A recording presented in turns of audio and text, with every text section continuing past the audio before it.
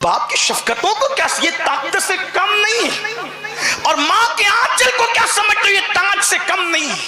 इसलिए आजकल के लड़के डॉक्टर बन जाएं, इंजीनियर बन जाएं, कभी माँ बाप का तारुफ नहीं कराते अगर वो अनपढ़ हो, भोले भाले हो, सीधे साधे हो, शर्म आती उनको।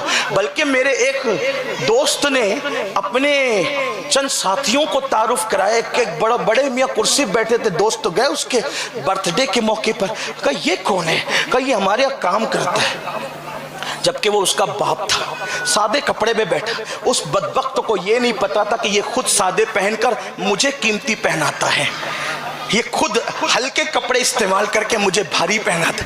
इसने मेहनत की, मजदूरी की और मुझे अच्छे कीमती कपड़े पहनाकर कीमती स्कूल में भेजा। एहसान फरामोश हो गई दुनिया इतनी। और सोचो तो सही, ऐसे लोगों को तरक्की मिलेगी जो माँ बाप को काम वाले के हवाले से तारुफ कराए। लेकिन आओ, मेरे आका मुस्तफ़ा जाने रहमत सहाबा की महफिल में बैठे हैं और एक बूढ़ी औरत लकड़ी टेकते हुए आई। मैं ये भी आपको बता दूं, उस बूढ़ी औरत रंग भी सांवला था, वो बहुत खूबसूरत नहीं थी बजाहिर देखने में, बजाहिर कह रहा हूं, सांवला रंग था, बूढ़ी थी, लकड़ी टेकते हुए आई। उम्र ज्यादा होने की वजह से चेहरे पे झुर्रियां पड़ी हुई थी। हुजूर उसके लिए उठ के खड़े हो गए, हुजूर उसके लिए उठ के खड़े हो गए और अपनी वो चादर जिसको मुज़म्मिल और मुद्दस्सिर वाली चादर कहते हैं, हुजूर ने वो बिछाई और बिछा करके उस खातून को पहले उस पे बिठाया। फिर उसके बाद आका उसके पास बैठे, सहाबा को रश्क आया, अल्लाह अकबर, जिसके तलवे अर्श चूम कर मेराज पाता है वो रसूल जिसके लिए अपनी चादर बिछाएं, ये औरत है कौन? और उससे इतना प्यार करें कि पहले उसको बिठाएं फिर खुद बैठे। जब वो जाने लगी उठकर तो पूछा सहाबा ने, ये खुशबख्त खातून कौन है आका? तो मेरे आका ने फरमाया, ये मेरी दूध पिलाने वाली माँ हलीमा सादिया है। अल्लाह अकबर। जब सहाबा ने सुना कि ये दूध पिलाने वाली माँ हलीमा सादिया है तो सरकार सच करते, आका क्या आपके बचपन के वाकयात हम इनसे सुन सकते हैं? आपका मुबारक बचपना इनसे मालूम कर सकते हैं? तो मेरे आका ने फरमाया, पूछ लो। फिर हलीमा सादिया ने हुजूर के बचपन के वाकयात बताए। लोगों को अंदाजा हुआ जो दूध पिलाने वाली माँ का इतना एहतराम करता हो वो हकीकी माँ सैयदा आमिना का कितना एहतराम करता होगा। अल्लाह अकबर। फिर उसके बाद दूसरी तरफ आए इमाम हसन मुज्तबा, इमाम हसन एक मर्तबा सैयदा तैयबा ताहिरा खातून जन्नत मखदूमा कायनात मलका फिरदौस बरी सैयदा फातिमा का जिक्र करते हुए कहते हैं कि मेरी माँ का जब विसाल हुआ तो मेरी उम्र सिर्फ 7-8 साल की थी। उस उम्र में भी मैं अपनी अम्मी के साथ एक बर्तन में बैठकर मैंने कभी खाना नहीं खाया। इमाम हसन कह रहे हैं मेरी माँ सैयदा फातिमा के साथ एक बर्तन में बैठकर मैंने कभी खाना नहीं खाया। किसी ने पूछा, हसन तुम्हारी माँ सैयदा फातिमा मखदूमा कायनात इतनी अजीम हस्ती तुम्हारी अम्मी जान है, आप उनके साथ बैठ करके खाना एक बर्तन में क्यों नहीं खाया आपने? तो उस वक्त इमाम हसन ने कहा, मुझे डर लगता था कि कहीं माँ की बेअदबी ना हो जाए। कहा, हसन साथ में खाने में बेअदबी कैसी और किस तरह की बेअदबी? तो इमाम हसन कहते हैं मुझे ऐसा लगता था कि किसी लुक़मे पर, तवज्जो करना, एहसास देखो, अल्लाह वालों का एहसास देखो, नौजवानाने जन्नत का सरदार जिनको बनाया गया उनकी फिक्र देखो। इमाम हसन कहते हैं कि मैं डरता था कि किसी लुक़मे पर मेरी माँ सैयदा फातिमा की नजर पड़ेगी और माँ फातिमा सोचेगी कि ये लुक़मा मैंने उठाना और मुझे उसकी खबर नहीं मिल पाएगी, मुझे उसकी इत्तला नहीं हो पाएगी। तो उस वक्त कहीं गलती से वो लुक़मा मैं उठा करके जो है वो अपने मुंह में न डाल लूं तो मेरी माँ की बेअदबी न हो जाए। हालांकि वो गलती अपने लिए कह रहे हैं लेकिन हम उसको गलती का क्या रंग दें? वहां तो गलती करीब से गुजर कर भी नहीं जा सकती, वहां तो खता करीब से गुजर कर भी नहीं जा सकती, वहां तो लग्जिशें करीब से गुजर कर भी नहीं जा सकती। لیکن امام حسن عاجزی کرتے ہوئے بتا رہے ہیں کہ مجھے ماں کے نظر کردہ لقمے کی خبر نہ ہو کہ ماں اس کو اٹھانا چاہتی ہے اور میں اس کو بھول سے اٹھا لوں تو ماں کی بے ادبی نہ ہو جائے. اس تصور کی وجہ سے میں نے کبھی ماں کے برتن میں کھانا نہیں کھایا. میرے آقا صلی اللہ علیہ وآلہ وسلم کے دیوانوں، آج بتاؤ آج لوگ کیا کرتے ہیں؟ اللہ اکبر، گھر بنائیں گے تو ایک کمرہ چھوٹا سا ماں باپ کے لیے نکال دیں گے کہ بوڑھا بوڑھی اسی کے اندر دروازے کے اندر بند ہو کر کے پڑے رہیں گے. کیوں؟ میرے بچوں کو ڈسٹرب نہ ہو، میری بیوی کو جو ہے وہ خلل نہ ہو. آپ سے پوچھنا چاہتا ہوں کیا ہمارے ساتھ بھی ہمارے ماں باپ نے یہی سلوک کیا تھا؟ نہیں. آج ماں باپ کی ناقدری ہو رہی ہے، اور ناقدری کی بنیاد پہ یاد رکھنا دنیا میں کوئی کسی کتنی بھی عبادت کر لے، کتنی بھی ریاضت کر لے، کتنا بھی متقی ہو جائے، ماں باپ ناراض ہے تو خدا اس کی عبادت کو اس کے منہ پہ مار دے گا. اللہ اس کی عبادت کو قبول نہیں کرے گا. امام اہل سنت سیدی اعلیٰ حضرت امام احمد رضا خان محدث بریلوی ماں باپ کا حقوق بتاتے ہوئے بتاتے ہیں کہ ماں باپ کا ادب کیا ہے. میں سمجھتا ہوں کہ معذرت کے ساتھ شاید ہم میں سے کوئی اس پر عمل نہیں کرتا. ہم لوگ اپنے بزرگوں کی عظمت کے نعرے بہت لگاتے ہیں، لیکن صرف نعرے. میں لوگوں سے کہتا ہوں نعرے لگاتے رہے، کردار تو کبھی اختیار کیا نہیں ہے نا. آپ سے کہتا ہوں نعرے میں آج بھی اثر ہے. توجہ کرنا، نعرے میں جو کردار کے ساتھ لگے، جو دل کی گہرائی سے لگے. جلسوں کے نعرے تو رسم بن گئے، ایک دوسرے کو اٹھانے اور بیدار کرنے کا سبب بن گئے، خطبہ کے استقبال کا ذریعہ بن گئے. جبکہ یہ نعرے وہ تھے جو باطل کے قلوب و اذہان میں لرزہ پیدا کر دیتے تھے. آج بھی نعرے میں تاثیر ہے. اگر آپ سوچتے ہیں کہ نعرے میں تاثیر نہیں تو میں ایک بات کہتا ہوں.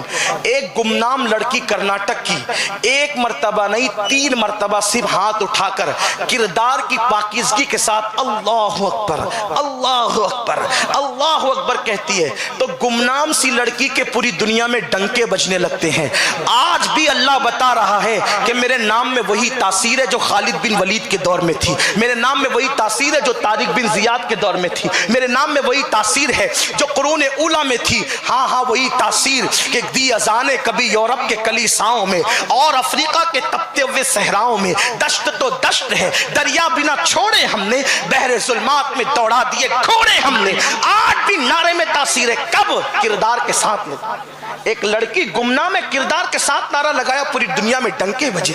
علماء محراب میں اس کا ذکر کرنے لگے، خطیب منبروں پہ اس کا تذکرہ کرنے لگے، اخبار کی بڑی سرخیوں کے اندر اس کا نام چھپنے لگا. یہ نعرے کی تاثیر ہے. لیکن کب؟ جب کردار کے ساتھ لگے. فجر کی نماز میں سوتے پڑے رہو اور اس کے بعد نعرہ لگاؤ، داڑیاں منڈا کر گٹروں میں پھینکتے رہو اس کے بعد نعرہ لگاؤ اللہ اکبر. بیٹیاں بے پردہ گھومیں اس کے بعد نعرہ لگے، سر پہ ٹوپیاں بوجھ لگے اس کے بعد نعرہ لگے، گھروں کے اندر گانے اور غزلیں بجے اس کے بعد نعرہ لگے، نعت مصطفیٰ سے تھکن محسوس ہو اور گانوں سے دلچسپی اور لذت آئے اس کے بعد نعرہ لگے. یاد رکھنا ایسے نعرے بھی شاید منہ پر پھینک مارے جائیں گے. کردار کی سے دوری اور نعروں سے قربت، یہ جذباتی نعرے کسی قوم کو نہ عزت دلاتے ہیں نہ کبھی دلا سکیں گے جب تک کردار کی طرف نہیں آئیں گے. تو میرے آقا علیہ السلام کے دیوانوں، میری قوم کے جوانوں سن لو، اللہ کے رسول فرماتے ہیں کہ ماں باپ کے نافرمانی کرنا، ماں باپ کی نافرمانی گناہ کبیرہ. نمبر 3 آقا فرماتے ہیں جھوٹی قسم کھانا. جھوٹی قسم کھانا یہ گناہ کبیرہ ہے. میں سمجھتا ہوں کہ شاید آج اس کو ہم گناہ سمجھتے ہیں، جس کو اللہ کے رسول نے گناہ کبیرہ کا ایک جھوٹی قسم کو. اور یہ جھوٹی قسم کیا ہے پتہ ہے؟ اگر ہو سکے تو سچی قسم بھی دنیا کے معاملے میں مت کھاؤ. سچی قسم سے بھی اس وقت تک بچو جب تک جان پر نہ بنائے، جب تک مال کا بڑا نقصان ہونے کا یقین نہ ہو، جب تک عزت چلے جانے کا اندیشہ نہ ہو، اس وقت تک سچی قسم بھی مت کھاؤ. کیونکہ جو بات بات پر قسم کھاتا ہے اللہ اس کی روزی کو تنگ کر دیتا ہے. یعنی یہ سچی قسم کی بات کر رہا ہوں، اور سچی قسم کھاتے کھاتے جھوٹی قسم کی عادت پڑ جاتی ہے لوگوں کو. اس لیے قسم جلدی مت کھائے. ہاں دین کے لیے اٹھاؤ، دین کی حقانیت پہ اٹھاؤ. رسول اللہ نے بار بار کہا اس رب کعبہ کی قسم جس کے قبضے قدرت میں محمد کی جان ہے. اور پھر حضور یہ باتیں کہہ کر اللہ کا دین اور اس کی حقانیت بیان کرتے تھے. اور ہم لوگ قسم کیوں کھاتے ہیں؟ میں لیٹ اس لیے آیا، قسم سے میں لیٹ جو ہے وہ جان بوجھ کر نہیں ہوا. یہ میری چپل خرید دو، اللہ کی قسم مجھے اتنے میں نہیں پڑی. جو قوم 200 روپے کی چپل بیچنے کے لیے اللہ کی قسم اٹھائے, آپ سوچو تو صحیح اس قوم کو ترقی کیسے ملے گی. جھوٹی قسم کیا ہے؟ اللہ کے رسول علیہ السلام فرماتے ہیں کہ اللہ نے فرمایا حدیث قدسی میں, کچھ رہے یا یاد رہے یا نہ رہے, آپ اس کو سن لیں اور اس کو یاد کر لیں. میری بہنیں بھی سن رہی تو ان سے کہتا ہوں خدا کے لیے وہ اس کو سن لیں. جو جھوٹی قسم کھاتا ہے اللہ کے نام کی, اللہ فرماتا ہے میں اس کی 7 پشتوں تک اس پہ لعنت کرتا ہوں. جھوٹی قسم کھانے والوں کی ایک اس پر نہیں, ابھی جو اس کی پشتیں ماں کے پیٹ میں بھی نہیں آئی, باپ کی پیٹ میں بھی نہیں آئی, صرف جھوٹی قسم کی وجہ سے اللہ اس کی 7 پشتوں تک لعنت کرتا ہے. آپ سے پوچھتا ہوں, آپ مجھے بتائیں کتنے لوگ ہیں جن کی زبانیں جھوٹی قسم سے محفوظ ہے؟ اور اگر سچی قسم کوئی کھائے, توجہ کرنا, سچی قسم کوئی کھائے, اللہ فرماتا ہے, اللہ کے رسول علیہ السلام نے بیان کیا, کوئی سچی قسم کھا کر پھر مچھر کے پر کے برابر اس کے خلاف کرے. سچی قسم کھائے پھر اس قسم کو تو نبھانا ہی پڑے گا, تو اب مچھر کے پر کے برابر اگر وہ سچی قسم کی مخالفت کرے تو اللہ کے رسول صلی اللہ علیہ وآلہ وسلم ارشاد فرماتے ہیں کہ اللہ تبارک و تعالی قیامت کے دن اس کو نظر رحمت سے نہیں دیکھے گا اور اللہ اس پر دنیا میں لعنت فرمائے گا. اللہ کے رسول علیہ الصلوۃ والتسلیم فرماتے ہیں, اللہ اکبر. آپ اندازہ کریں, آج لوگ سگریٹ کا پاکٹ اگر کوئی نہیں پی رہا ہو تو تجھے قسم ہے پی لے, شراب پی لے تجھے قسم ہے, اور پھر لوگ سوچتے ہیں یار یہ قسم اب اس نے دے دی تو یہ کرنا ہی پڑے گا. یاد رکھنا, اگر کوئی تمہیں بگاڑنے کے لیے قسم دیتا ہے تو پھر وہ ماں کی قسم دے یا بچے کی قسم دے یا اللہ کی قسم دے, آپ نے اس کی قسم پہ کبھی حرام کام نہیں کرنا. آج کل لوگ کہتے ہیں مولانا میں نے شراب پی لی, کیوں پی؟ اس نے ماں کی قسم دی. تو ماں کی قسم دی تو ماں کی قسم کا کوئی اعتبار ہی نہیں, بلکہ غیر اللہ کی قسم کھانے کو شرک کے راستوں میں سے ایک راستہ قرار دیا گیا. اس لیے تیرے بچے کی قسم, ماں کی قسم, اس کی قسم, اس کی قسم نہ کھایا کرو. قسم صرف اللہ کی ذات اور صفات کی کھائی جا سکتی ہے, اور اگر قسم کھا کے توڑ دیا تو اس کا کفارہ ہے. قسم کھا کے توڑ دیا اس کا کفارہ ہے, یا تو کسی کو ایک لباس غریب کو پہناؤ, یا پھر لگاتار 3 دن روزے رکھو, یا پھر 10 مسکینوں کو 10 غریبوں کو 2 ٹائم کا کھانا پیٹ بھر کر کے کھلاؤ. یہ اس کا کفارہ ہے. یعنی صرف استغفر اللہ پڑھنے سے کام نہیں چلے گا, قسم توڑ کے اس کا کفارہ دینا پڑے گا. یہ قسم ہے, لیکن لوگ قسم کو کتنا نبھاتے ہیں. تیسری چیز آقا فرماتے گناہ کبیرہ شراب پینا. ایک اور ساتھ میں لے لو, چوتھا گناہ کبیرہ جوا کھیلنا. شراب اور جوے کو قرآن نے بھی ساتھ میں بیان کیا. شب برات میں بھی سب کی مغفرت ہوتی ہے, شراب پینے والے کی مغفرت نہیں ہوتی. ایک حدیث سن لیں آپ, لرز جاؤ. حدیث پاک میں آیا, اللہ کے رسول علیہ السلام فرماتے ہیں, حدیث پاک کا مفہوم ہے جس نے شراب پی اور نماز چھوڑی گویا اس نے اپنی ماں کے ساتھ, اپنی خالہ کے ساتھ اور اپنی پھوپھی کے ساتھ زنا کیا. یہ حدیث ہے. حدیث کس میں لکھی ہوئی پتہ ہے؟ مجموع الزوائد نام کی کتاب میں لکھی ہوئی. دل کے کانوں سے سن. لوگوں کو شرم لگتی ہے حدیثیں سنتے وقت, گندی پکچر دیکھتے وقت شرم نہیں لگتی, شراب پیتے وقت شرم نہیں لگتی. آج شراب فیشن بن چکا ہے. مجھے حیرت ہے جن لوگوں کے مذہبوں کے کہانی اور قصے کے علاوہ کوئی حیثیت نہیں, وہ قوم شراب چھوڑ رہی ہے, اور جس کا مذہب اللہ کی طرف سے نازل کیا ہوا ہے وہ قوم شراب کی طرف جا رہی ہے. اور آج نوجوانوں کو ایسا لگتا ہے کہ شراب کے بغیر گزارا کیسے ہے, بلکہ کچھ نوجوان ڈائلاگ بولتے ہیں, یار پانی پینے والے لوگ بیوقوف ہیں, شراب پی کر کے زندگی گزارو. میرے عزیز, شراب کا وہ عذاب ہے, وہ وبال ہے کہ اس کو انسان تصور کرے کہ برداشت کر سکتا ہے. شراب پینے والے کو لوہے کے گز مارے جائیں گے, اللہ اکبر, لوہے کے ہتھوڑے. اور وہ جو جہنم میں لوہے کے ہتھوڑے ہیں, لوگ کبھی کبھی اس کو کہانی قصہ سمجھتے ہیں. لوہے کے جس ہتھوڑے سے بے نمازی کو, شرابی کو, جواری کو مارا جائے گا, وہ لوہے کا ہتھوڑا جو جہنم کی آگ کا بنا ہے وہ کتنا وزنی ہے پتہ ہے؟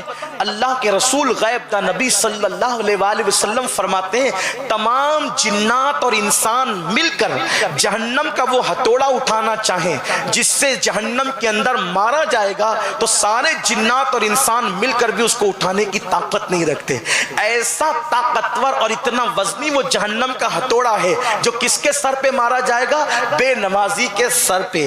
کس کے وجود پہ برسایا جائے گا؟ شرابیوں کے وجود پہ.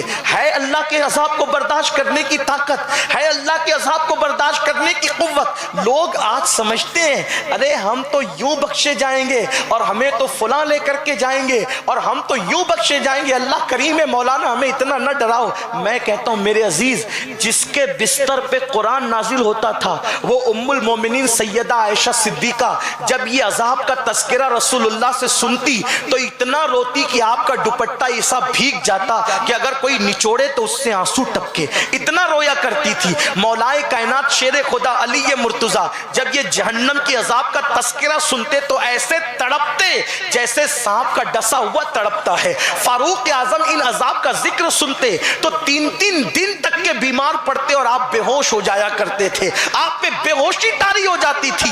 آپ سے پوچھنا چاہتا ہوں ہم کیا سمجھ رہے ہیں اللہ کے دین کو؟ اللہ اکبر. چھوٹی چھوٹی اسکیمیں اگر دنیا کے لوگ کہیں کہ یہ اسکیم لے لو یہ فائدہ، یہ اسکیم لے لو یہ فائدہ، یہ اسکیم لے لو یہ فائدہ، ایسا مت کرنا ورنہ اس سے نقصان ہوگا. صرف ایک بات آپ سے پوچھنا چاہتا ہوں، ڈاکٹر کہہ دے میٹھا مت کھانا ورنہ بیماری بڑھے گی. میں پوچھتا ہوں کتنے لوگ ہیں جنہوں نے میٹھا ترک کر دیا پسند ہونے کے باوجود؟ ڈاکٹروں کے کہنے پر جان بچانے کے لیے مٹھائی چھوڑ سکتے ہو، اللہ رسول کے کہنے پہ شراب کے کڑوے گھونٹ نہیں چھوڑ سکتے. وجہ کیا ہے؟ جتنی اہمیت تم نے ڈاکٹر کی باتوں کو دی اتنی اہمیت بھی اللہ رسول کی باتوں کی نہیں. پھر مذہب کس چیز کا نام ہے؟ مسلک کس چیز کا نام ہے؟ دین کس چیز کا نام ہے؟ قرآن اور حدیث کس چیز کا نام ہے؟ پھر مسلمان کہتا ہے ہم پر آسمان سے بلائیں کیوں نازل ہو رہی ہے؟ ہمیں تباہ کرنے کے منصوبے کیوں بن رہے ہیں؟ ہمیں برباد کرنے کے منصوبے کیوں بن رہے ہیں؟ میرے آقا صلی اللہ علیہ وسلم کے دیوانوں، جو قوم اللہ رسول کی بات کو اہمیت دینا چھوڑ دے وہ قوم عزت کے ساتھ زمین پر کیسے جیے گی؟ مسلمانوں، آج بھی ہمارا کھویا ہوا وقار ہمیں پھر مل سکتا ہے. آج بھی عظمت رفتہ بحال ہو سکتی ہے. آج بھی تخت و تاج ہمارے قدموں میں آ سکتے ہیں. اللہ رسول کی بات کو وہ